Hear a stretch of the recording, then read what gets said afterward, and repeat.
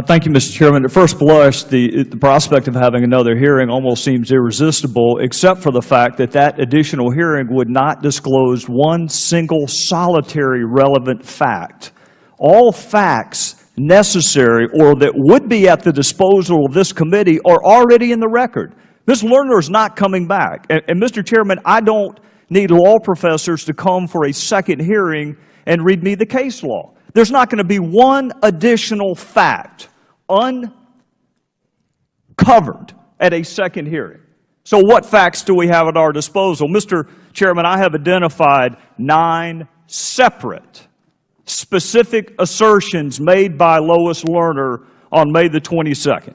And that was after she asserted her right against privilege. 9 separate factual assertions, including, Mr. Chairman, I have done nothing wrong. I have broken no laws. I have provided no false information to Congress. I have violated no IRS rules. I have violated no IRS regulations. And then, Mr. Chairman, she authenticated a document. All of this, Mr. Chairman, after she invoked her right to remain silent.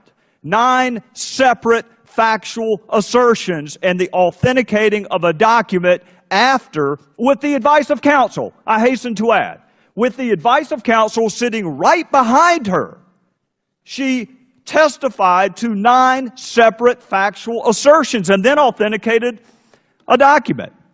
So, Mr. Chairman, the case law to me is clear. That is not the way the Fifth Amendment works. You don't get to tell your side of the story and then avoid the very process that we have in this system for eliciting the truth, which is cross-examination. Why do we have a confrontation clause? To my colleagues on the other side of the aisle, why do we have a confrontation clause? Because cross-examination is the best technique, the best tactic for eliciting the truth. And every witness has to sit on the stand, and they have to weigh and balance. What are the benefits of saying nothing, which is my right? Or what are the benefits of getting my side of the story out? That's what you have to balance. Saying nothing versus telling your side of the story. But, Mr. Chairman, there is no contemplation in the Constitution that you tell your side of the story and you're never cross-examined. And the Supreme Court agrees with us.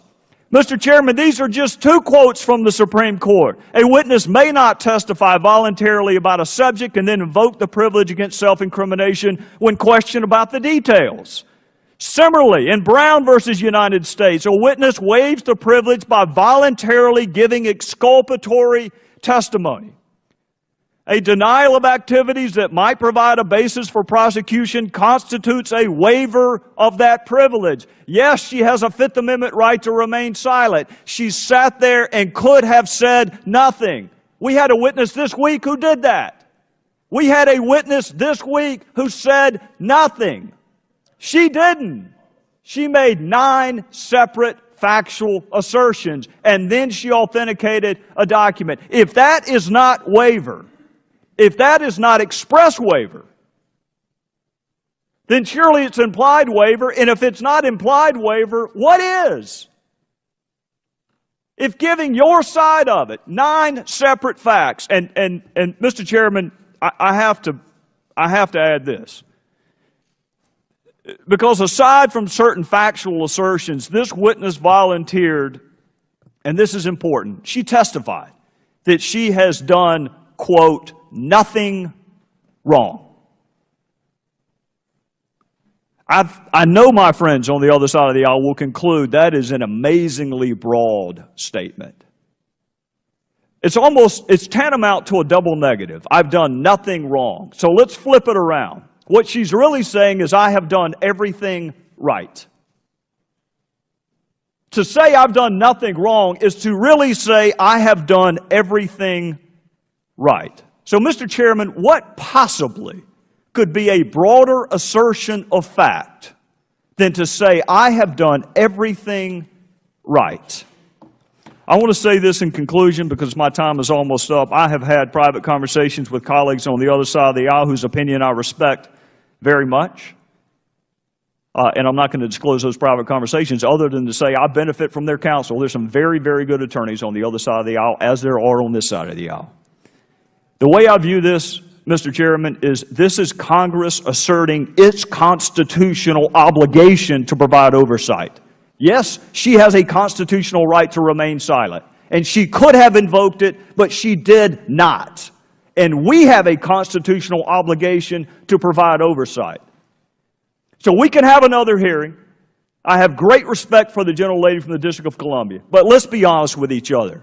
There's not going to be one more fact that's part of this record. Not one. We're going to bring a law professor to say that she waived. You're going to bring a law professor to say that she did not, and we'll be right back where we are today. All the facts that we're going to have are here right now. 9 separate factual assertions. If that is invoking your right to remain silent, then there's no such thing as waiver. No such thing.